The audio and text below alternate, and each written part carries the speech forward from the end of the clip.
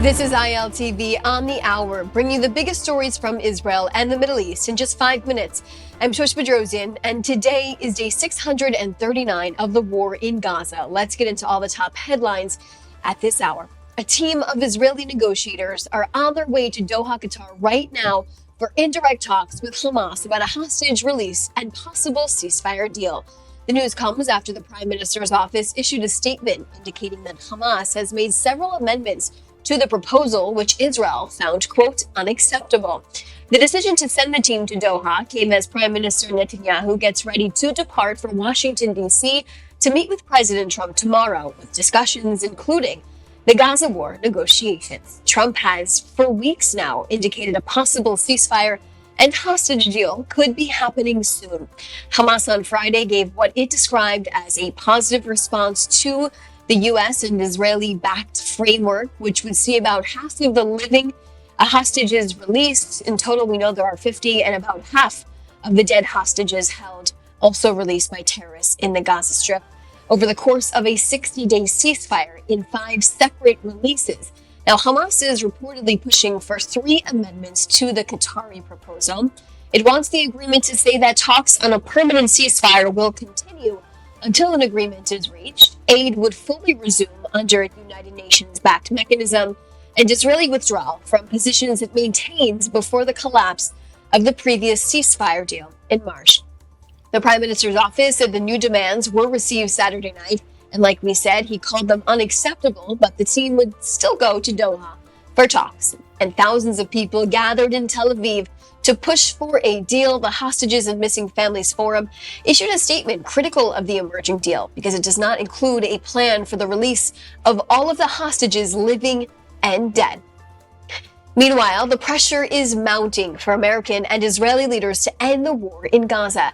Ahead of their summit tomorrow in Washington, D.C., U.S. President Trump and Prime Minister Netanyahu are both sounding optimistic that an agreement will be reached. This historic visit comes as Netanyahu's third one since Trump took office back in January. Now, before his planned trip to Washington, Netanyahu made what many consider to be a long overdue visit to Kibbutz Nir Oz, one of the hardest hit Israeli communities from the October 7th massacre.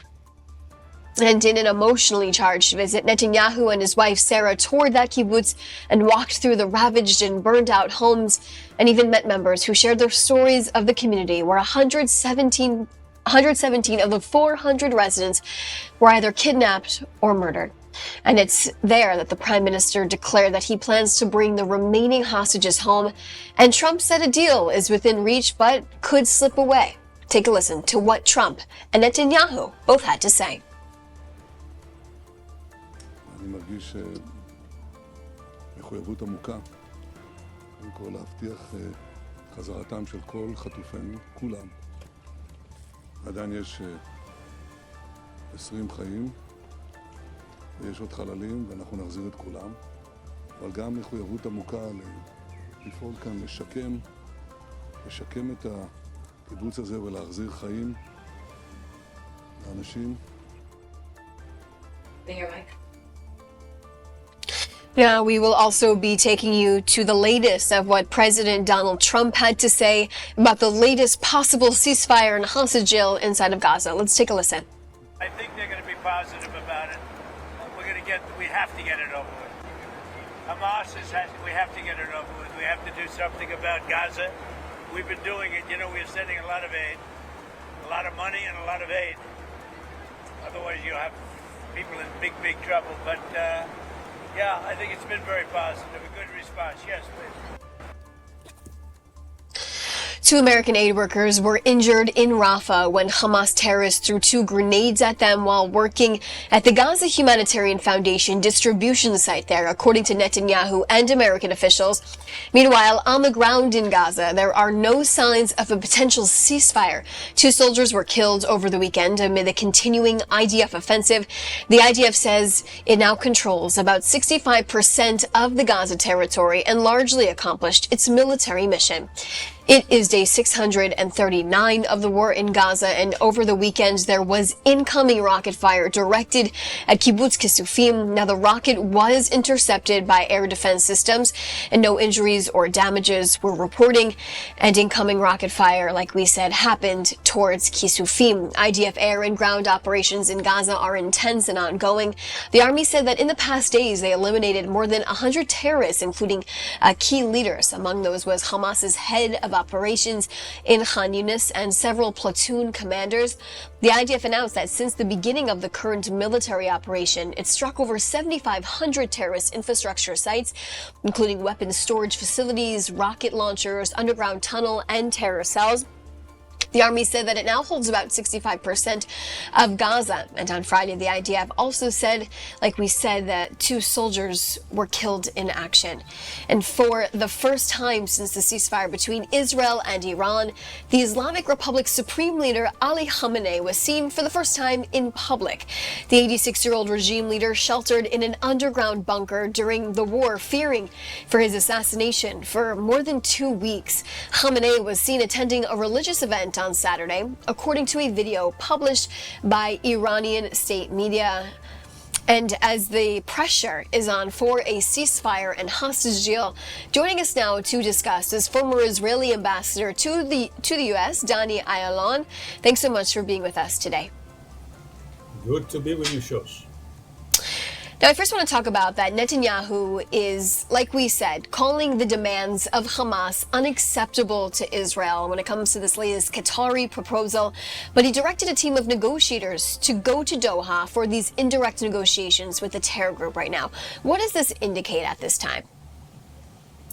Well, first and foremost is the hope that Hamas will relax its demands, which has not really been changed since the beginning of their murderous attack, the 7th of October 2023. Although now they have much worse cards after all their allies are pretty much down, whether it's the Hezbollah or even Iran. So there is still a hope that they will come to their senses, and with also some pressure, added pressure from Qatar and maybe from Egypt. And in any case, Israel does not want to be blamed for any crisis in these negotiations, especially as we are very much committed to President Trump. You mentioned that Hamas now still has those same demands that they've had basically for months. What does that tell you about Hamas? I mean, clearly their stance has not weakened despite the amount of pressure Israel continues to put on the terror group. What does that have to say about kind of what their mindset is going into this? Mostly that they are ruthless towards their own people. They don't care about their own people. They care only about their murderous ideology and radical Islamism. So I think an added pressure may work. For instance, Qatar, if Qatar will expel or threaten to expel the leaders of Hamas from their comfortable hotel rooms and suites in Doha, this may help.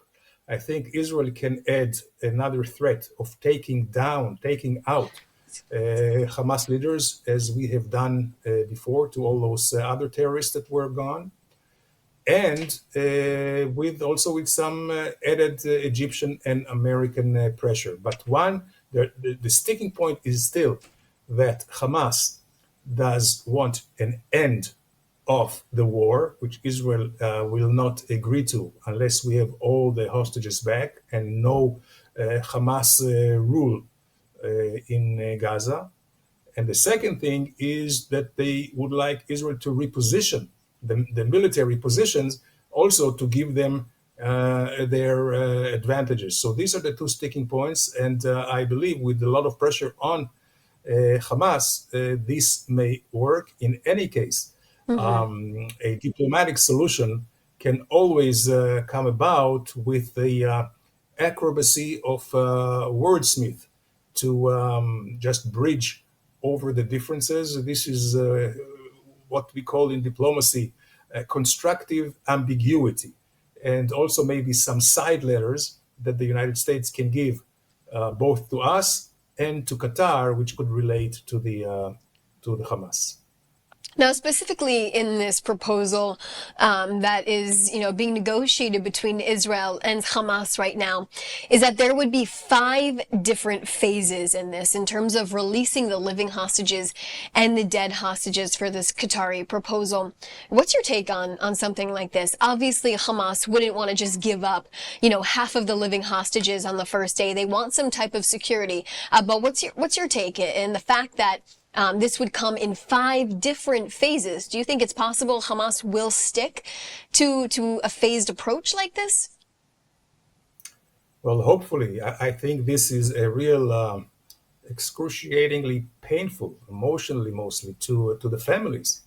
Who is going to be out, who is going to stay there for who knows how long, and this is something that, again, Hamas is playing with the lives and with the emotions of all of us, and that again shows you their character. But here, the Hamas would have probably the incentive to release them according to what is going to be signed, because otherwise Israel will not be committed to the agreement. And the Hamas, what they want to ensure is, the hostages are their insurance policy, unfortunately. Right. Mm-hmm. So this is why they're dragging it along throughout this 50 or 60 days.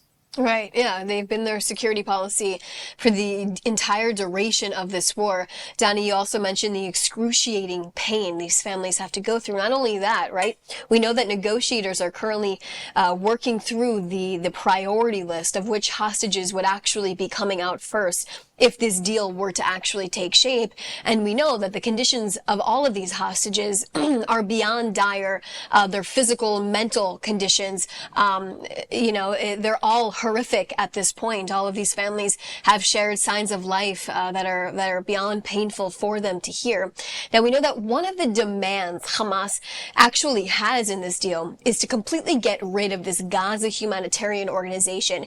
This is a mechanism that's been established by the Israelis, the Americans, that has been wildly effective, but also wildly criticized around the world. Tell me why Hamas wants to get rid of something like this, and why has it received so much criticism? Very simple reason, Josh. They would like to control over the humanitarian aid. They would like to control the finances, because they are looting it and then they are selling it with the much higher prices. And this is money that goes into their war machine, unfortunately. Not only they object the humanitarian aid by the Americans and the Israelis, they are also attacking them. And as you reported, Josh, in the beginning of this session, they killed 2 American aid workers. The only reason they want the UN is because the UN, and especially UNRWA in the past, was and has been collaborating with the Hamas. And we see it through all the UN schools in Gaza for decades that they were actually teaching the most, I would say, nefarious and venomous curriculum against Jews, against Israelis. And the UN, which supposedly is a neutral organization, is not at all neutral. And unfortunately, some of its organizations succumbed to terrorism and participated in terrorism, as we have proven on this brutal attack on the 7th of October. And going back just to the GHF, like you said, and we know, according to reports that have come out about Hamas's demands in this proposal, they want to see this United Nations humanitarian aid distribution mechanism come back. I mean, has anyone from the United Nations said anything about this? The fact that Hamas actually wants the UN involved for a specific reason so they can get their hands on this aid, because it has been reported, it's been confirmed by the Israeli government. They have stolen, so much product. They created their own black market inside of Gaza. What should the response be from the UN on something like this? Well, I think the response from the UN should be no way we will work with a terror organization. The UN actually was offered to collaborate with the GIF, but they have refused so far, which is again an irony, a cynicism by this United Nation organization, which again shows such a stark bias, unfortunately. And maybe we shouldn't be too surprised, because the UN General Assembly, controlled by the Palestinians and their accomplices in the Arab world, Islamic world, and they are the ones who are controlling the shots. This is why we have so many resolutions against Israel. There's an automatic majority against Israel by all these countries, so we are outnumbered. The democratic countries in the UN are outnumbered by those who are not democracies, and this is how they have their way. And just moving over, I mean, there's going to be big news that comes out tomorrow. We know that Prime Minister Netanyahu is flying to Washington, D.C. to meet with President Trump. How do you think this meeting between the two of them will go at the White House? Is it possible they could be announcing something when it comes to a hostage ceasefire deal together? What should people expect? Well, this is the hope. This is the assumption that if President Trump is inviting Netanyahu to Washington, D.C., it's not just for a photo, but concrete results. So hopefully there will be a declaration by the president about the hostages deal. Hopefully there will also be a declaration about moving ahead with a new Middle East normalization with Saudi Arabia and other Gulf countries and Arab countries. And I'm sure in behind closed rooms, there's going to be a thorough discussion, lessons learned from this brilliant operation that Israel and the U.S. Just finished in Iran. Well, we will certainly be following all of the developments on this. Donnie, thanks so much for being with us today and always sharing your insight. My pleasure. And meanwhile, a weekend in Melbourne has left Australia's Jewish community shaken after a synagogue was firebombed and a group actually stormed an Israeli restaurant shouting hate slogans.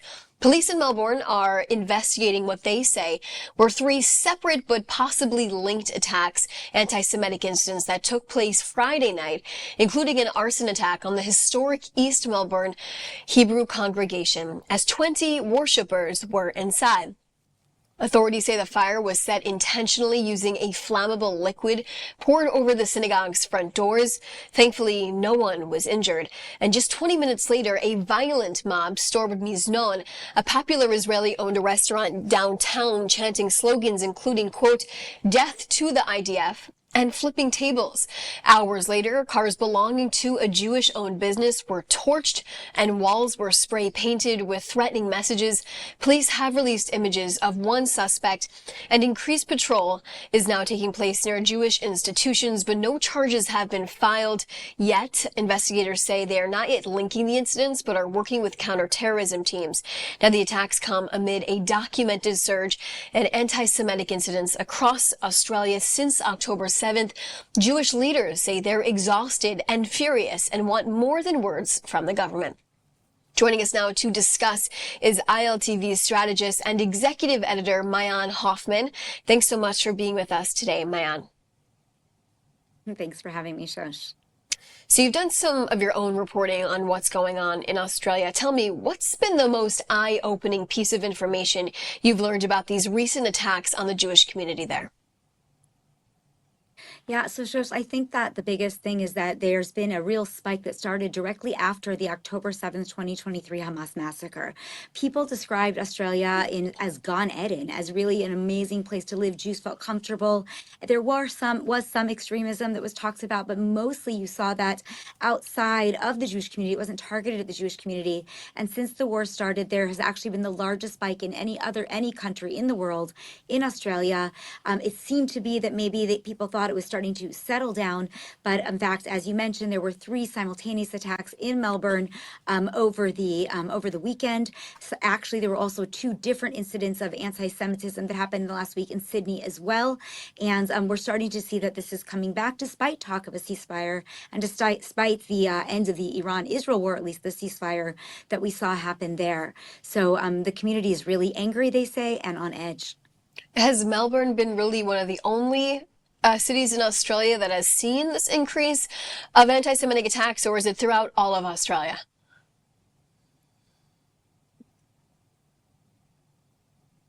I mean, there are certain areas where there are larger Jewish communities, as I mentioned, Melbourne and Sydney. Certainly, there are Jews living in other areas, and they have seen incidents across the country, but more or less they've been centered in these two key areas, and even more so Melbourne, where they have what they call the CBD, which is the largest area where Jews are concentrated. There have been 10 arson attacks. You mentioned that over the weekend there was somebody who, and by the way, I just want to update that just in the last couple of hours, they have actually arrested or charged brought a suspect in inside by the police, and they are looking at charging him now for the arson attack at the synagogue. The other two instances, the suspects are still at large, but this is the 10th arson attack that's happened in Australia in the last year and a half.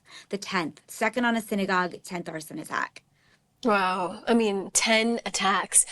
Arson, specifically, like you said. Now, Maayan, these attacks are, what I've noticed, and I'm sure everyone else has, so normalized across the world on the Jewish community. Now, whether it's physical attacks or even verbal ones, we just saw in England last week at the Glastonbury Festival these very hateful chants, slogans that were happening at that festival, where tens of thousands of people actually joined in on them. There's been a growing trend of hate speech against the Jewish community. It's not only been accepted, but it's been tolerated. Why are other minority groups not experiencing rhetoric like this? Well, it's interesting. This has been one of the biggest things that the Australia Jewish community is talking about. One of the leaders in the Jewish community posted last night on social media saying, look, there are people that eat, there are Chinese restaurants. There is, issues in China. Nobody is attacking the Chinese restaurant. There are Russia attacked Ukraine. Nobody attacks a Russian restaurant. So why are they attacking one that is owned by an Israeli? Remember, the deaths to the IDF chants that you heard in England were the same chants that you heard over the weekend at the restaurant in Melbourne, and also the same chants that you heard of this morning going on the streets of Sydney. Since October 7th, every week in Melbourne, in the main thoroughfare, there have been rallies and riots, pro-Palestinian rallies and riots. The government has been slow to enact change. Although there has been legislation that has passed in the last year, it's not meant to roll out until September. Meanwhile, the Jewish community leaders worked with the police and other security officials to put together a 15-point plan for how to help eradicate extremism and anti-Semitism. Nonetheless, that plan, while it was accepted by the opposition, the coalition, from what I understand, didn't even look at the plan. The leaders are saying now it's time to put that plan back on the table. There's also a newly appointed anti-Semitism envoy in Australia, but the person is just getting off the ground. It's taking too long, it's too little, too late, and the community is saying we must have action. No more words. It's time to take action. I guess then my question is, you have these many task force around the world trying to combat anti-Semitism. Of course, in New York, in the United States, there are these big ones that have formed to protect the Jewish community. But when you have tens of thousands of people joining in chants, calling for the death to the IDF, when the majority of Israel serves inside of the army, calling for the death nearly of so many Israelis at that point, how do you combat something like that when there are so many people who have okayed this type of language, okayed this rhetoric, and it was live streamed on platforms for the BBC. It was not, taken down while it was happening. How does a task force combat something like that when clearly it's being said across by thousands of people? Well, I think that that's the golden question, right? How do we stop the spread of anti-Semitism? Anti-Semitism has existed from time immemorial. This isn't a new phenomenon. But what we've seen since October 7th is that it has come out of the woodworks yet again, really, as you mentioned, all across the world. But there are certain areas where it's coming out more, or where not enough is being done to stop it. There used to be a differentiation between being able to criticize the state of Israel and then anti-Semitism. But today, anti-Zionism and anti-Semitism, experts say, have really merge anti-Israel sentiment in order to really be anti-Semitic. And that's certainly what you're starting to see in Australia. Now, what I will say is that in speaking to the parliamentarians and speaking to the Jewish communal leaders, they still want to believe that there is a silent majority that is not anti-Semitic, but they are not speaking out. And this, as you maybe recall, has been the biggest frustration in the American Jewish community, where American liberal Jews marched with the women, marched with the LGBT community, stood beside, the minorities of society. And then when it came to October 7th, were met with silence and felt that really the rest of the human rights community turned a blind eye. Now, MP David Southwick, who's one of the Jewish MPs in the Victoria region near Melbourne, told me last night that one of the big pushes that they're doing is calling on now the human rights organizations and the other minority groups in Australia to please come out of the woodworks, to stand up, to take a stance, because if you start, as we always know, it starts with the Jews, but it never ends with the Jews. And this is an extremism they're starting to see in Australia, which again is not relatable to many Australian people who for so many decades didn't see this taking place on Australian soil. What's the reason for this rise in anti-Semitism in Australia, and what are people saying about it there, Maayan? Well, again, I think that the reason for it, they're tying it to October 7th, 2023. They're saying that these are people that are, pro-Palestinian, who are obviously against the situation going on in Gaza. I do want to say, of course, that when you speak to Australians, they also feel for the plight of the children and the people that are living in Gaza, who have also endured the civilians more than 20 months of war. But what has happened is, again, that there has been some extremists on the left and the right.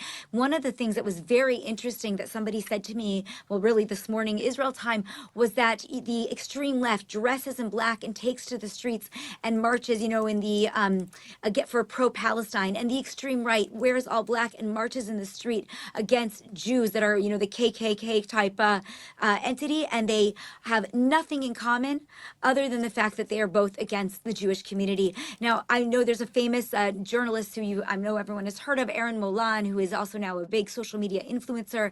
I had the privilege of speaking to her this morning, and she spoke also a lot about this concept of the silent majority and the need for people to come out and to speak on behalf, again, not only of the Jewish community. She said, you don't need to be pro-Jewish, you don't need to be pro-Israel, you need to be pro-free speech, democracy, and what is good and what is right. Let's take a look at that soundbite.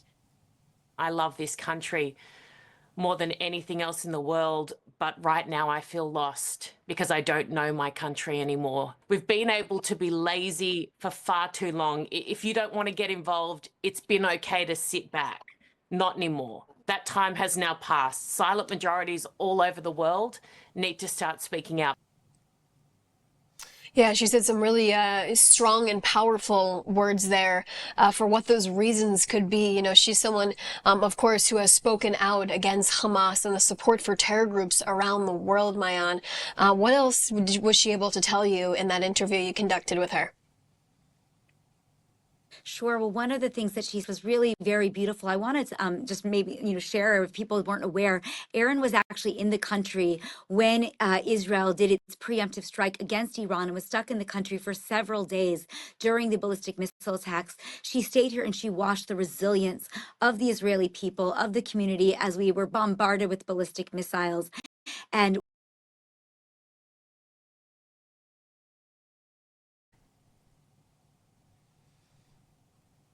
Looks like we might have lost Maayan there, who was giving us some insight specifically about this Australian journalist, Erin Molan, who spoke with her. She was continuing to say that Erin actually has experience. She was here during the war with Iran when these ballistic missiles were actually flying overhead, hitting communities directly here in Israel. I actually saw Erin on scene at one of those impacted sites in Ramat Gan, or one of those buildings took a direct hit. There was a woman who actually died in that incident, but she, spoke with Maayan about her experience just the last few months. We've continued to talk about here on ILTV on the Hour just about the recent developments that have unfolded. We know that a team of Israeli negotiators are on their way to Doha, Qatar right now for indirect talks with Hamas about a possible ceasefire and a possible hostage deal. We know that 50 hostages are still being held in captivity inside of Gaza at this time. time. Their families are just waiting for them, any word for them to come home. As we know, their conditions are beyond dire at this point. Thousands of people gathered in Tel Aviv overnight to hear and to make pleas and cries to get their loved ones back home. We know that Netanyahu will be going to the White House as well tomorrow. That's a wrap here on ILTV. Stay with us for more developments.